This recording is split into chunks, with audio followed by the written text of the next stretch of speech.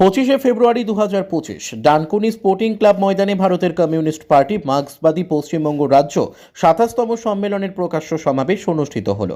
সমাবেশে উপস্থিত ছিলেন comrade Prakash Karat, comrade Mohammed Salim, comrade Debolina Hembram, comrade Minakshi Mukherjee. সভাপতিত্ব করেন কমরেড দেবব্রত ঘোষ।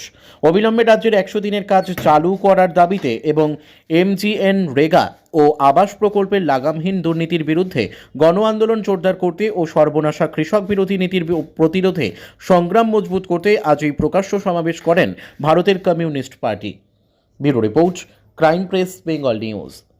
বন্ধ করার জন্য বাংলার ছেলেগুলোকে পরিযায়ী শ্রমিক হয়ে পিঠে ব্যাগ নিয়ে ট্রেনে ওয়েটিং টিকিট কেটে নিয়ে এই রাজ্য থেকে দূরে না পাঠিয়ে নিজের বাড়ির সামনে কাজ নেবার জন্য আমাদের এই গোটা পশ্চিমবঙ্গে দুর্নীতির বিরুদ্ধে জান কবুল লড়াই করার জন্য যোগ্য প্রার্থীদের, যোগ্য মাস্টার মশাই দিদিমণিদের যোগ্যতার নিরিখে সবাইকে নিজের চেয়ার ফেরত পাঠিয়ে দেবার জন্য আমরা শপথ গ্রহণ করেছি।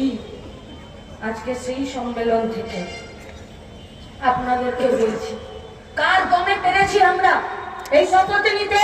বলবেন কমরেড মোহাম্মদ সেলিম, আমাদের পার্টির পুনরায় নির্বাচিত সম্পাদক, মঞ্চে বসে আছেন। আমাদের এ রাজ্যে এগিয়ে থাকা, রাস্তায় দাঁড়িয়ে থেকে লড়াই করা, কেস খাওয়া, জেল খাওয়া নেতারা, এই নেতারা মুখ দেখিয়ে নেতা হয়নি, রাস্তায় দাঁড়িয়ে থেকে বন্ধুর হাত, কমরেডের হাত শক্ত করে ধরে থেকে নেতা হয়েছে। মঞ্চতে শুধু বসে আছে, আপনারা ওদেরকে দেখতে পাবেন আর ওরা আপনাদেরকে দেখতে পাবেন। এর বাইরে আমাদের মঞ্চের আর